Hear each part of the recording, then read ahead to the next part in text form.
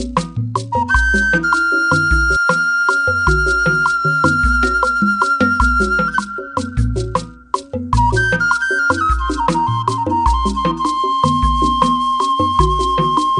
television.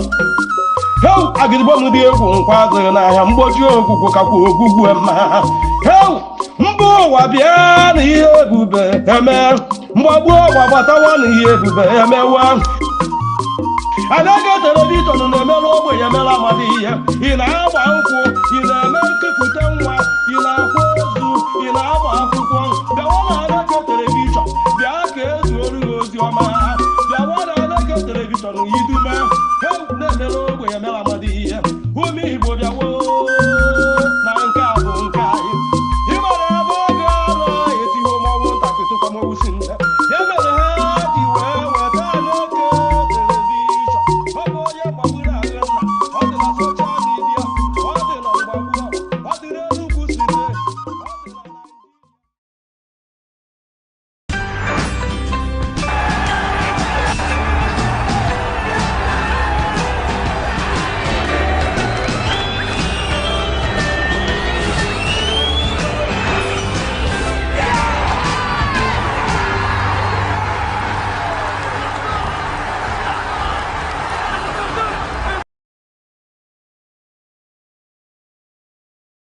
Morning, welcome to Sports Today. I am your one and only Sports Oracle, bringing you the best in the world of sports and happening all over the world. And the things that we've been seeing is that the AFCON that just concluded, that we are still looking up to the semi-finals of Nigeria playing against Morocco. There are lots of news around that, and also the investigation CAF has launched into the two matches that has involved Senegal and Nigeria versus Algeria in abrupt misconduct. We're going to look into this and more today in the world of sports. Also bringing the headline to you is that Xabi Alonso has stepped down as Real Madrid coach, while Arbeloa, the former midfield of Real Madrid, is going to take over with immediate effect. And this and more, I'm going to bring your way to the world of sports. Now, moving on, we have the news reaching us today is that Xabi Alonso, I have to start with Xabi Alonso's news that he has stepped down as the head coach of Real Madrid because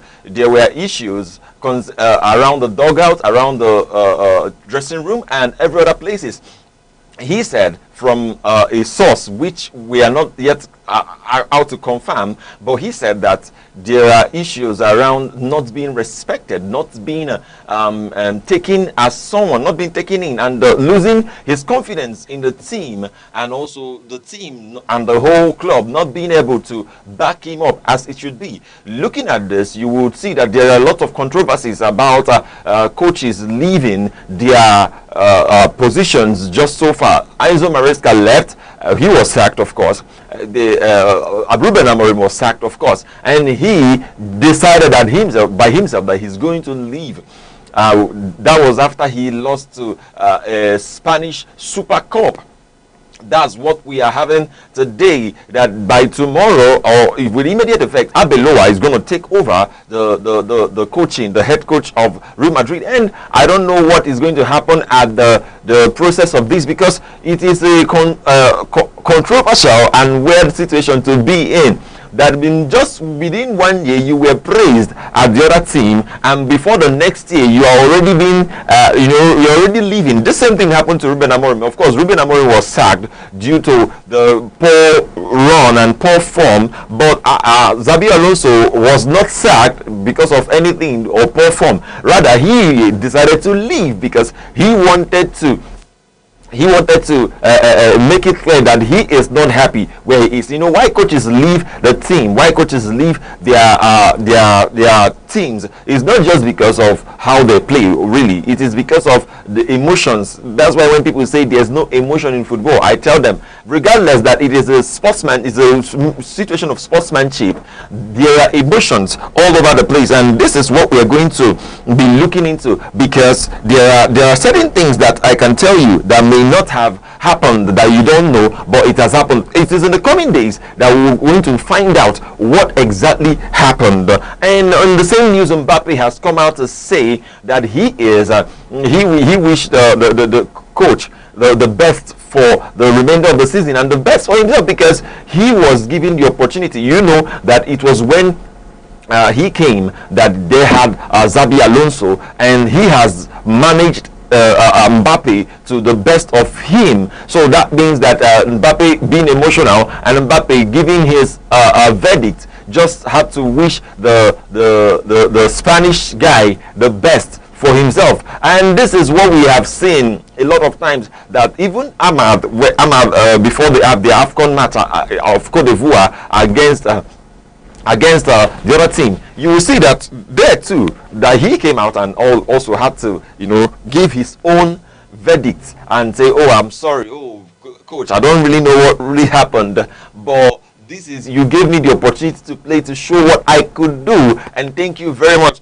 And we have seen that happen over and over time as players are doing the best they could do. I'm sure that I'm sure that you know that it's not easy for a player or someone who is playing in a team, for someone who has adapted to a particular play method.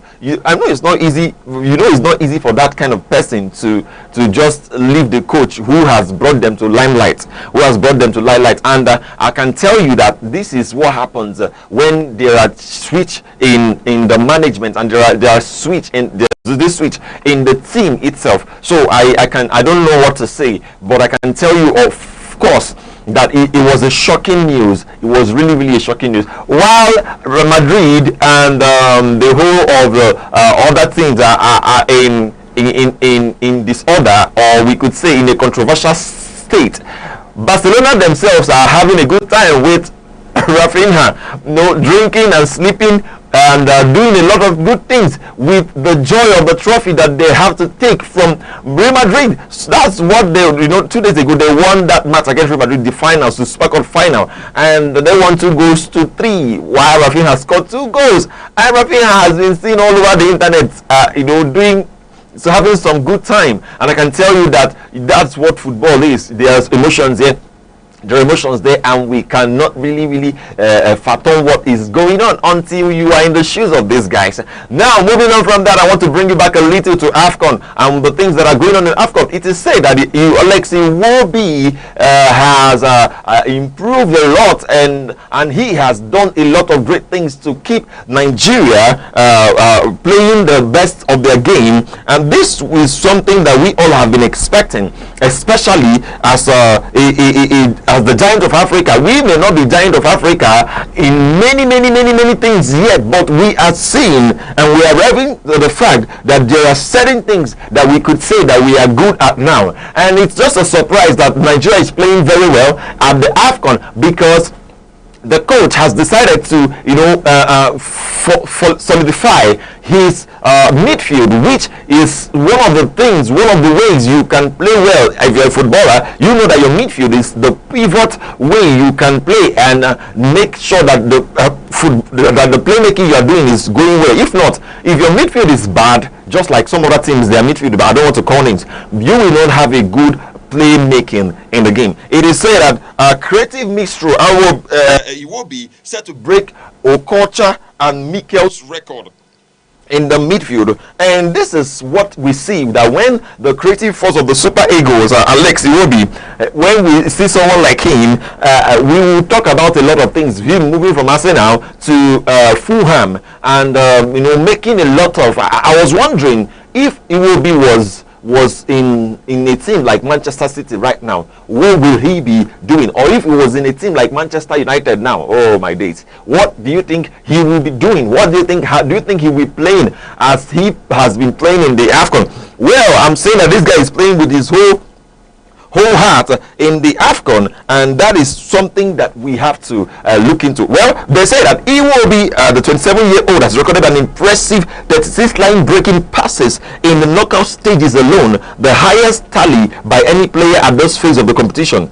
A closer look at the numbers highlight his consistency. He will be, let me tell you something, he will be completed 22 line-breaking passes during Nigeria's emphatic 4-0 round of 16 win over Mozambique, before adding another 14 in the quarter-final victory against Algeria. Man is the creator. Man is just doing well.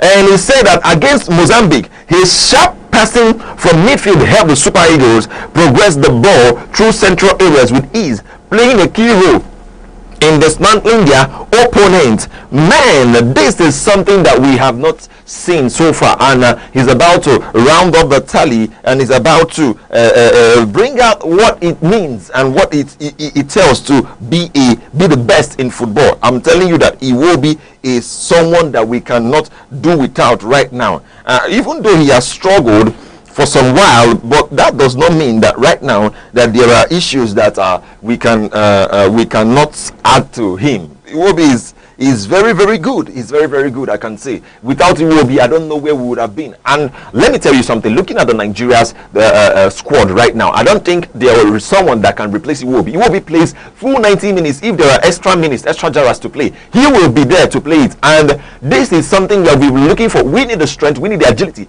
and we need the creativity. And this guy brings all of these things to the table.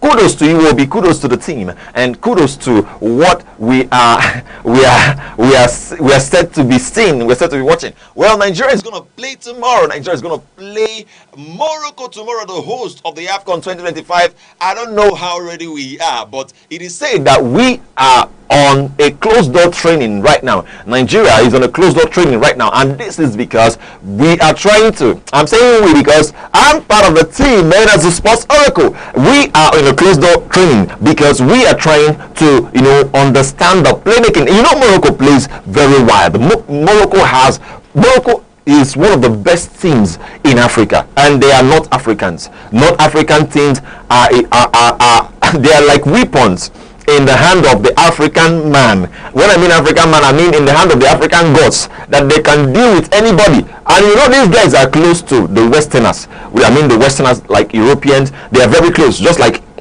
the pharaohs of Egypt and the forces of Morocco and the ones from Algeria. So that means that we are looking at this game not to be just one of the games that we are just going to watch, and it's going to be one of the games that we're going to look into, that we have to pay attention. And I love what our coach is doing. He is bringing this whole thing down. He does not want the environment. He does not want the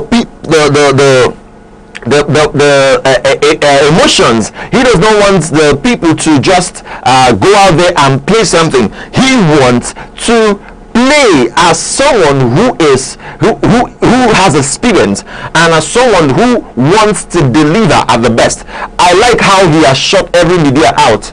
He said that he's going to grant the just 15 minutes of the training. Just 15 minutes of the training. He's going to grant them 15 minutes of the training. I mean the media.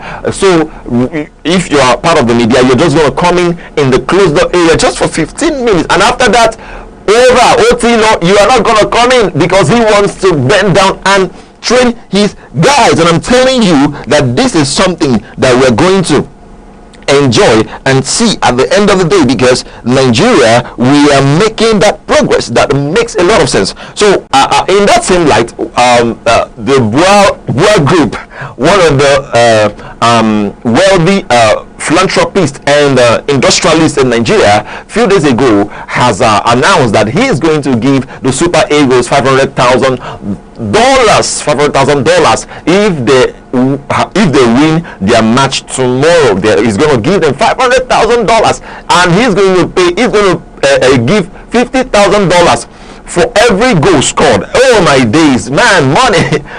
I'm sure that if you listen to this, even if you don't want to play, you will take it does not matter if you don't want to play. Right now, you are going to, even if you are old, you are like an old and great person, you will go into that. You hear money now, why won't you play? And this is not just for some lifting of the spirit is also to encourage the young super eagles, to tell them that their well-being and their well-meaning is very important to the masses and to the guys. So I'm telling you right now that there are many things that we can say and we can point from that. I mean, he said that if they eventually win or move to the finals, that he's going to give $1 million, and also he's going to give them $100,000 for each goal scored. Man, we're going to win this AFCON. Even though of course, I'm the sports oracle, but I'm telling you from what I'm hearing now, we have to win this AFCON. We really have to win this AFCON. And I'm telling you that in the same light of AFCON, the CAF has launched an investigation against the misconduct of the players, and also of the match which happened between Senegal and their opponent, and also the match between Algeria and Nigeria. CAF launched this investigation as he saw that the coach, the Algeria team guys who were chasing oh my goodness, this story is very funny, that's why I'm laughing. Algeria players were seen chasing the ref down the tunnel. I don't know what these guys are doing, but they were seen chasing these guys down the tunnel. So CAF has launched, and I'm sure that there will be some sanctions that are going to happen. Some things are really going to happen, and is what we are looking at so far. We are looking at this because we are not willing to look out away. Now, in an official statement, CAF said CAF has collected recent map reports and video evidence indicating potentially unacceptable behavior from some players and officials, and has opened an investigation. CAF has referred the matters to the disciplinary board for investigation and has called for appropriate action to be taken if the identified persons were to be found guilty of any wrongdoing. Well, this is an allegation, and CAF has launched they have launched their investigation into it. So I believe that at the end of the day, we are going to see the progress. CAF strongly condemns any inappropriate behavior which occurs during matches. And especially those targeting the refereeing team or match organizers. Appropriate actions will be sought against anyone whose behavior is not consistent with professional conduct at CAF events. Algeria's Football Federation, Algeria launched their petition against Nigeria, and maybe against wrong refereeing, against the mistakes in the places where the ref should, in decision making especially. Well, Algeria's Football Federation later confirmed that it had formally filed a complaint with CAF over the officiating of Issa C, that guy they chased down the tunnel. Why did you chase him down the tunnel when you would have just left him and launched the complaint straight?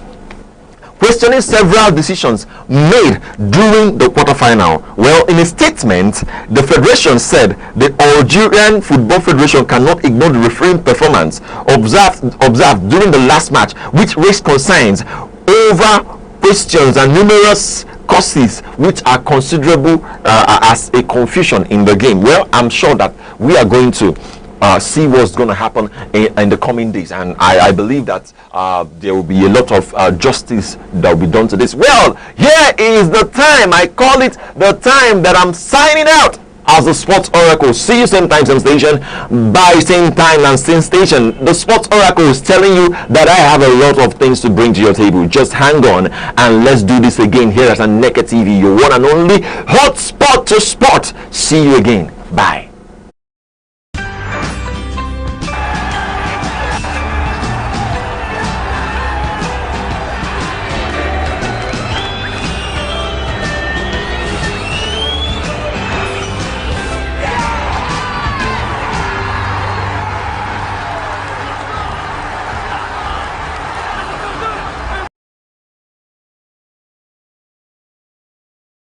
The country faces many challenges, from the economy and security to education and healthcare. We hit the streets to hear from Nigerians themselves on what they believe should be the nation's focus this year. I think the task, saying add description this, add description that, but I think there's a whole lot about the task that needs to be addressed to Nigerians so that we really know that this is what this tax is all about and how we all should go about it.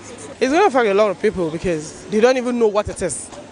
Yeah, so, but when you get to know what you're doing or how you to go about, I think it will help you understand the whole taxation thing. If I should say, that should be two.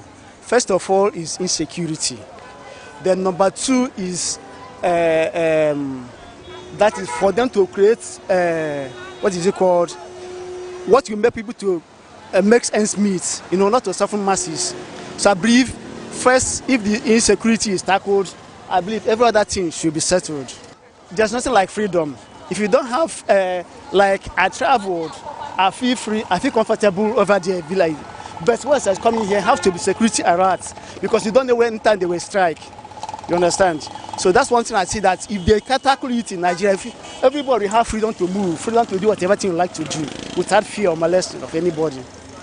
They should focus on betterment of their citizens, like create employment opportunities, make the standard of living to be very conducive and comfortable for their citizens. I think the important thing now is, let me say, economies. You understand? The community of Nigeria now and bandits. You understand? All these terrible things have been happening around. You understand? At least Nigeria, the government needs to put eye on it. You understand? Because for letting our president, you understand, for letting another president, you understand, interfere in our matter, it's just letting another man interfere in your family issues. We don't have securities.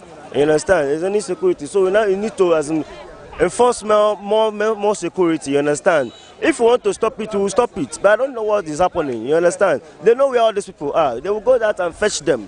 You understand? If they want to do it, they will do it. You understand? So that's the thing. They know what to do.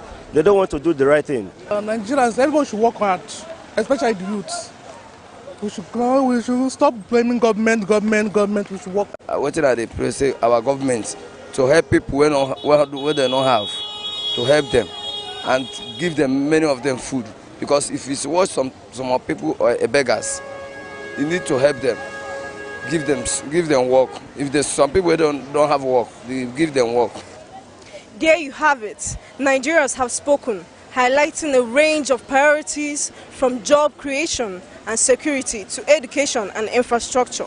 Clearly, 2026 will be a year of crucial decision for the country. Stay with us for more updates on how these issues unfold. I am Sharon Uchi, Aneke TV.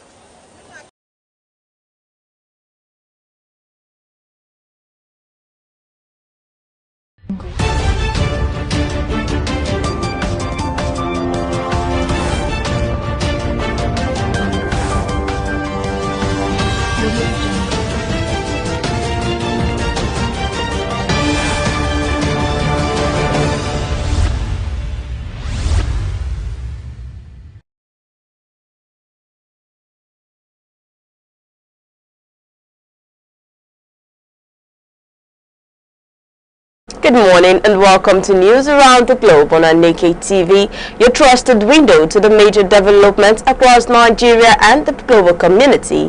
I'm Deborah Wakba. Glad to have you join us. Now to the headlines. Impeachment tension in Rivers as Governor Fubara says no notice served to lawmakers pull out. Governor Makinde swears in Prof. Babatunde as secretary to the state government.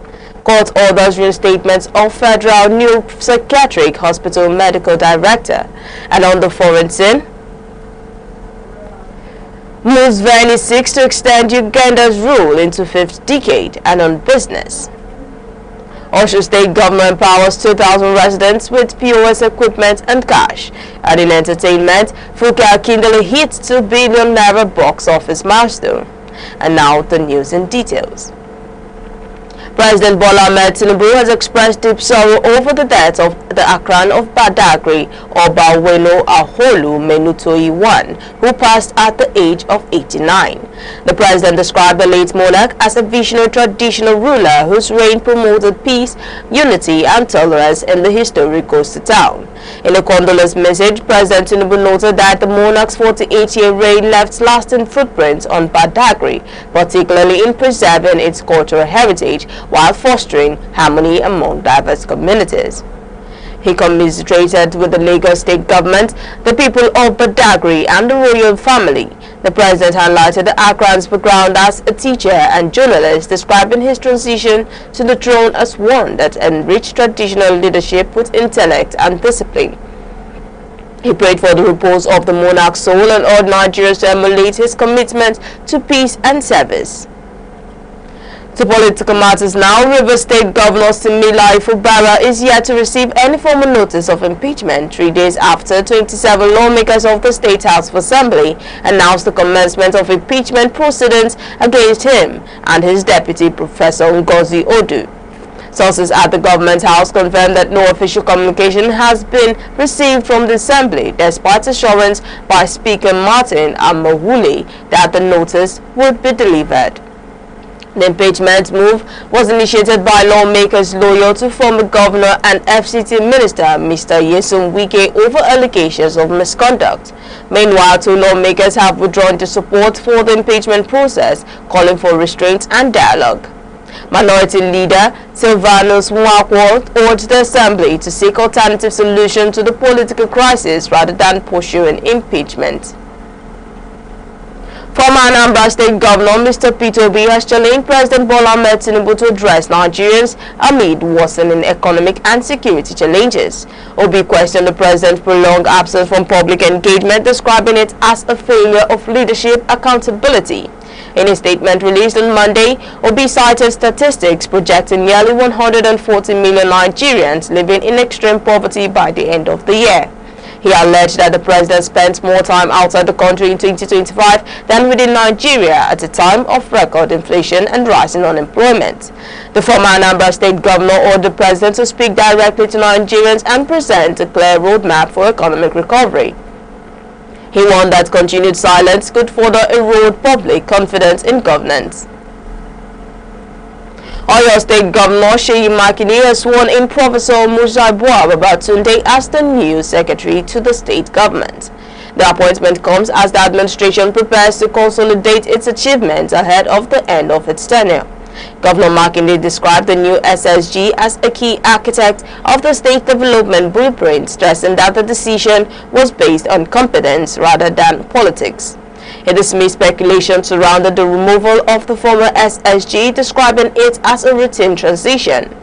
Professor Babatunde pledged to strengthen coordination across government agencies and ensure policies translate into measurable benefits for residents. The ceremony was attended by top government officials and traditional rulers.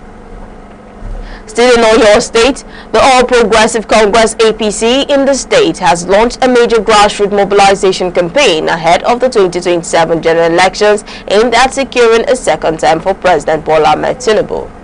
The rally, led by former Senate leader Teslim Folarin and Power Minister Adebayo Adelabu, brought together party stakeholders across Ibadan and Ogbomosho zones. Leaders declared that internal divisions had been resolved in favor of party unity.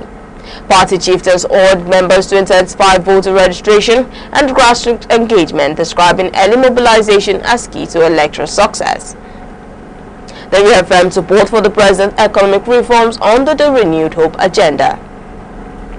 Osun State Governor Ademola Adeleke has accused the State Commissioner of Police Ibrahim Gotan of politicizing law enforcement.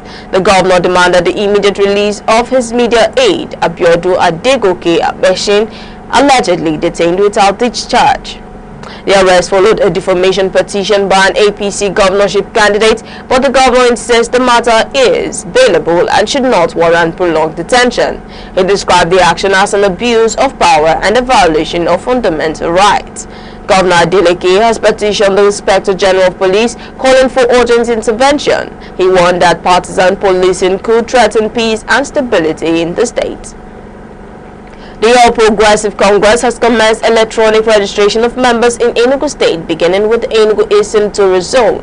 The exercise was launched at Okugo Ward 2 in Nkano West local government area. Zonal Coordinator Uche Kelvin Ede said the digital registration is aimed at creating a credible and verifiable party database. He noted that the move will strengthen grassroots organization ahead of future elections. To support this process, Ede donated a laptop to the local council and urged party officials to ensure transparency. He said the initiatives aligned with President Tinubu's Renewed Hope agenda. The State Ministry of Justice is set to undergo comprehensive reforms to improve efficiency and justice delivery. The new Attorney General and Commissioner for Justice, Osinachi Najieze, disclosed this during his first meeting with ministry staff. He announced that all government contracts must now involve legal officers from the negotiation stage to reduce litigation risk. Planned reforms also include improved juvenile justice systems and better case. Najieze warned against absenteeism and pay-work ethics, stressing that the ministry must set the standard for professionalism. Staff were assured of improved welfare and capacity building. The National Agency for Food and Drug Administration and Control, NAFDAC, has announced an emergency recall of specific batches of Mivacron and Nimbex injection due to safety concerns. The recall followed reports from the manufacturer indicating possible contamination of the ampiclos with glass particles. The injections are used during general anesthesia, making the risk particularly dangerous. NAFDAC has directed all hospitals and pharmacies to stop using the affected batches immediately. Healthcare providers and the public advised to report any suspected cases through official channels. Anambra State First Lady Dr. Noyo Soludo has warned residents against lifestyle habits that increase the risk of heart-related diseases. She described cardiovascular conditions as a leading cause of sudden death in the state. Speaking after a statewide fitness walk, Dr. Soludo stressed that most heart-related illnesses are preventable through irregular exercise, healthy diet, and routine medical checks. She urged residents to take personal responsibility for their health. Her Health and Living initiative has now expanded to all local government areas, promoting physical activity and nutrition awareness as tools for disease prevention. The National Industry Court of Nigeria has ordered the reinstatement of Professor Monday Ikwe as Medical Director of the Federal Neuropsychiatric Hospital in Enugu. The court declared his removal unlawful and void. Justice Emmanuel Subilim ruled that the procedure used to terminate the appointment violated statutory provisions. The court also nullified the appointment of Dr. Unaogu Ngozichukwu Neka made during the pendency of the case. The court ordered the payment of Professor Igwe's substandard salaries from September 2023 and awarded 3 million naira in damages for distress and reputational harm. A family of 6 had been found dead inside their home in Ogale Eleme local government area of Rivers State. Police say early findings point to carbon monoxide poisoning. Officers discovered a generator running inside the house, suggesting the victims inhaled toxic fumes while asleep. The bodies have been deposited in a mortuary for autopsy. The Rivers State Police Command has warned residents against operating generators indoors, describing carbon monoxide as a silent killer. The Joint Administration and Matriculation Board (JAMB) has ordered tertiary institutions to reverse all irregular admissions. The directive followed investigation revealing cases where lower-scoring candidates were admitted over higher-ranked applicants. JAMB reiterated that admissions must strictly follow the merit, catchment area, and educationally less developed state framework. Any violation, the board warned, will attract sanctions. The board also cautioned candidates against spreading misinformation online, urging them to verify admission status through official channels. A Benin High Court has ordered the remand of 52 persons, including students, over a violent protest in Eboma, Edo State. The suspects were arraigned through an ex-party motion filed by police. Justice Williams Ezebemi said he lacks jurisdiction to hear the matter and directed that bail applications be filed at the Obiaja High Court. The case was adjourned to February 26. Some relatives and lawyers alleged unlawful arrest and questioned the charges filed against the suspect. The Edo State Police Command maintains the arrests were linked to violent conduct during the protests. News around the globe is coming to you live from Aneke TV. Remember, you can stay connected with us across all social media platforms: Facebook, X, Instagram, TikTok, and YouTube, all at Aneke TV. Now here's a quick recap of the major stories making the news. Impeachment tensions deepen in Rivers State as Governor Similai Fubara says no notice has been served on him, while 2 members of the State House of Assembly withdraw from the process. Oyo State Governor Seyi Makinde swears in Professor Babatunde as the new secretary to the state government. The National Industrial Court orders the statement of the medical director of the Federal Neuropsychiatric Hospital declaring his removal unlawful. And coming up shortly, on the foreign scene, Ugandan President Yoweri Museveni seeks to extend his grip on power into a fifth decade as the country prepares for election. And on business, Osho State Governor Ademola Aneke empowers 2,000 residents with point-of-sale equipment and cash support to boost grassroots entrepreneurship. And in entertainment, Nollywood actress and filmmaker Funke Akindele records a historic ₦2 billion box office milestone. We'll be right back. The Insight with Uche Osai. Having the political will to confront whatever is the challenges. Igbo man wrestles with the tortoise that had a lot of ingenuity, a lot of ideas, and the tireless. It will take the broad mind of government in power to say, let there be electoral reform, no matter whose ox is God. I was there. We did everything. All of us came and supported him with our last blood. In-depth analysis, expert views, real voices. Uncover the stories shaping Nigeria today. Deep dive, honest, unfiltered, only on The Insight with Uche Osai on Aneke TV.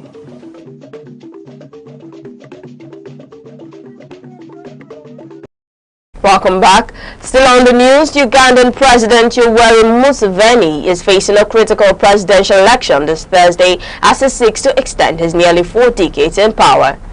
At 81, Museveni remains the fourth runner, but the contest has sharpened into a generational clash between the long-ruling establishment and a discontented youth population. Opposition figure Bobby Wine, a popular musician turned politician, is leading the challenge, promising sweeping reforms and an end to what he describes as decades of authoritarian rule. The campaign period has been marked by intensified security crackdowns, including the arrest of hundreds of opposition supporters and restrictions of live broadcasts of public gatherings. Authorities have been imposed digital disruptions, raising fears of a repeat of the deadly post-election violence witnessed in 2021. Human rights groups have expressed concern over shrinking civic space ahead of the polls. Beyond the vote count, observers are closely watching the margin of victory for signs of Museveni's succession plan. Speculation persists that his son, Army Chief Muhoozi, is being positioned as a future leader. With commercial oil production expected to begin later this year, the election outcome will determine who controls Uganda's emerging oil wealth and its geopolitical direction. Russia has warned against any foreign interference in Iran as Moscow strengthens its support for Tehran amid ongoing nationwide protests. Russian Security Council Secretary Sergei Shoigu issued the warning during a call with Iranian Security Chief Ali Larijani, condemning what he described as external attempts to destabilize the Islamic Republic.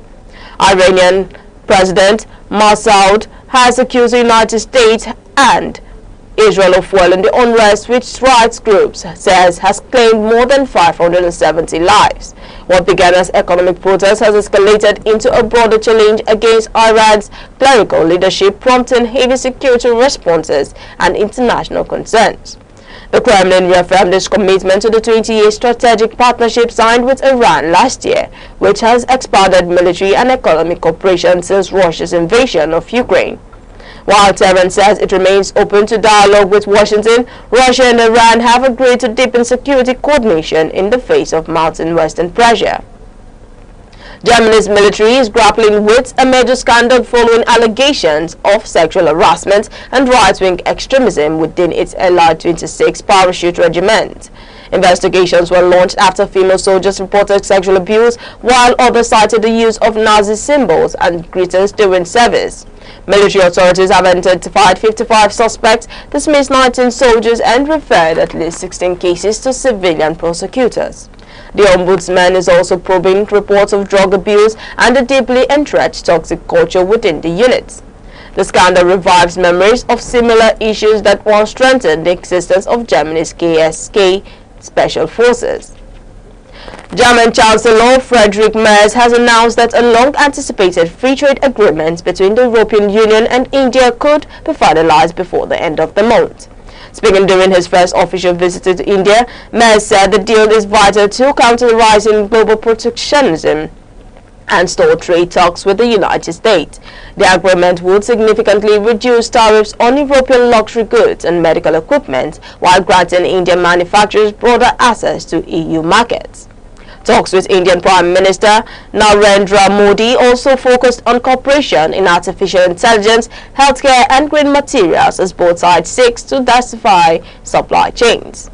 If outstanding issues on carbon levies and steel are resolved, senior EU officials are expected in India for a signing ceremony. The deal has been positioned as a strategic move to boost Germany's industrial sector and strengthen economic ties with the world's fastest growing major economy. The White House says military airstrikes remain an option as President Donald Trump weighs responses to reports of deadly crackdowns on protesters in Iran. Press Secretary Caroline Leavitt confirmed that while diplomacy is ongoing, all options remain on the table. President Trump previously warned that the killing of civilians would cross a red line, and rights groups allege that threshold has been outreached. Despite the tough rhetoric, U.S. officials say Iran has adopted a more conciliatory tone in private communications with Special Envoy Steve Witkoff. Verification of casualty figures remains difficult due to widespread internet shutdowns in Iran. As U.S. military planners assess potential responses, global attention is focused on whether back channel diplomacy can prevent further escalation. Authorities in Georgia are investigating a violent riot at Washington State Prison in Davisboro that left 3 inmates dead and at least 13 others injured. The disturbance erupted Sunday afternoon, forcing state troopers and local police to intervene. Sheriff Joel Cochran confirmed that 2 inmates died at the facility, while a third later died in hospital. Among the victims was Jimmy Stilwell Trammell, who was reportedly due for release next week after serving a 10-year sentence. Officials say most injuries resulted from clashes between rival inmate groups, though at least 1 correctional officer may have been injured. Investigations are ongoing as authorities work to determine the cause of one of the deadliest prison riots in the country's history. And now in business news, Osho State Governor Ademola Adeleke has launched the Email Business Empowerment Scheme 1.0, equipping 2,000 women and youths with tools to start small businesses. Beneficiaries receive point-of-sale terminals, CAC business registration, and startup grants across all local governments. The initiative forms part of a 3.4 billion naira revolving loan program implemented in partnership with financial institutions, including First Bank and Fidelity Bank. Governor Adeleke said the scheme reflects his administration's focus on practical, results-driven empowerment. Special attention was given to persons living with disabilities, with state officials highlighting beneficiaries who overcame physical challenges to pursue entrepreneurship. The government says beneficiaries are expected to serve as ambassadors of grassroots economic growth. Still on business news, the Nigerian Customs Service has introduced a new standing operating procedures for international carrier operations. Comptroller General Bashir Adeniyi said the framework targets companies operating under the lever duty paid arrangements. Under the new rules, carrier firms must obtain special licenses, submit compliance bonds, and file electronic manifests at least 24 hours before cargo arrival. Detailed shipment information is now mandatory to align with World Customs Organization standards. Customs warned that strict enforcement measures, including post-clearance audits, will apply. Companies found violating the rules risk license suspension and prosecution as the service moves to block revenue leakages. And now in sports. A self-styled traditional healer in Mali has been arrested after alleged defrauding football fans of over 22 million CFA francs. The suspect, identified as Mr. Sina Yogo, promised supporters that Mali would win the African Cup of Nations. The pledge collapsed after Mali was eliminated by Senegal in the quarterfinals, triggering an angry mob attack on the suspect's residence. Police intervened and placed him on the arrest for fraud. Authorities say the suspect exploited national football enthusiasm to amass funds. He is now being held by the cybercrime unit and faces prosecution under Malian law. Real Madrid has parted ways with head coach Xabi Alonso after just 7 months in charge. The club confirmed the decision as a statement citing a mutual agreement. Alonso's tenure was undermined by injuries, poor results and reported dressing room unrest. Despite early optimism, performances declined sharply over the past 2 months. The club has begun searching for a replacement as it seeks to stabilize its La Liga campaign. An interim appointment is being considered while long-term options are reviewed. Now to the world of entertainment. Ohanaeze Ndigbo Worldwide has condoled with writer Chimamanda Ngozi Adichie over the death of her son Nkanu Nnamdi.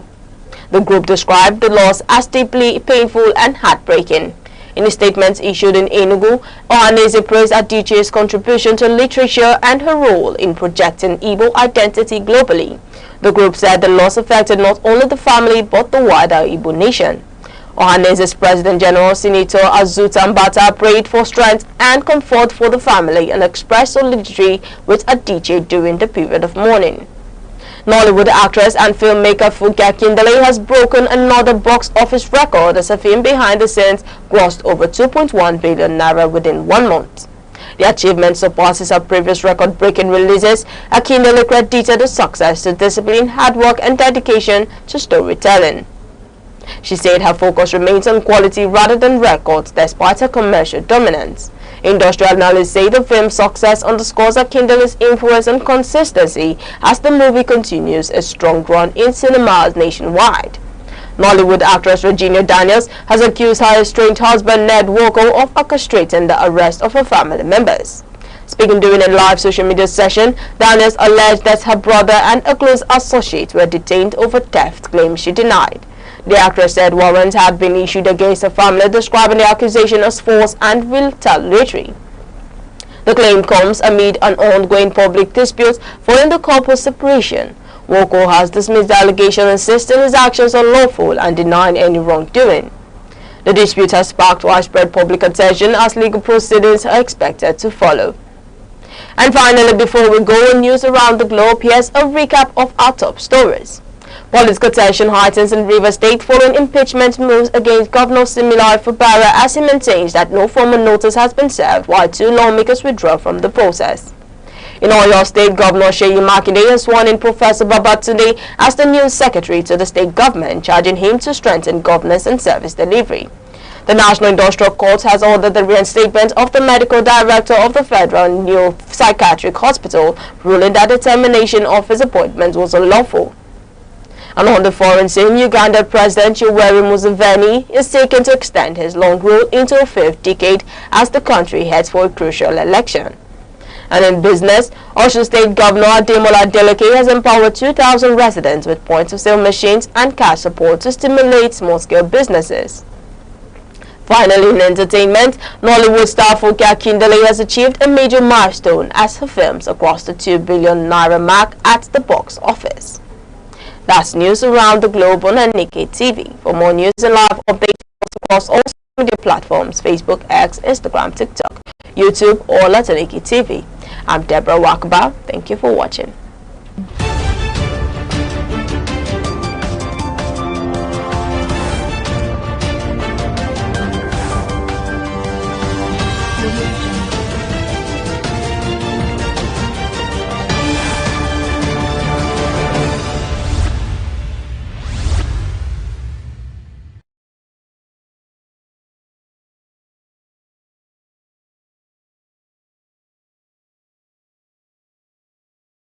Corruption in Nigeria is not limited to isolated scandals. It is systemic, deeply embedded, and sector-specific, affecting critical areas of governance, particularly oil and gas, power, the judiciary, and local government administration. These sectors highlight how weak oversight, institutional fragility, and accountability gaps continue to constrain national development. Nigeria's oil and gas sector, the backbone of the national economy, remains highly vulnerable to corruption. Despite contributing the largest share of government revenue and foreign exchange earnings, the sector faces challenges of opaque accountability, weak audits, and repeated allegations of under-remittance. Independent investigations into the period between 2011 and 2017 uncovered unresolved revenue discrepancies running into tens of billions of dollars. Crude oil sales, fuel subsidy claims, and joint venture arrangements have been particular areas of concern, while reforms like the commercialization of the Nigerian National Petroleum Company Limited and the Petroleum Industry Act were designed to improve transparency, implementation gaps persist. Recent international asset recoveries, including over $50 million repatriated from the United States, illustrates the scale of past governance failures and the slow pace of accountability. The power sector also reflects the impact of weak governance on economic and social development. Since 1999, Nigeria has reportedly spent over $16 billion on interventions in electricity generation, transmission, and distribution. Yet, supply remains unreliable for a population exceeding 200 million. Audits indicate contract inflection, poor project supervision, and regulatory uncertainty as major challenges.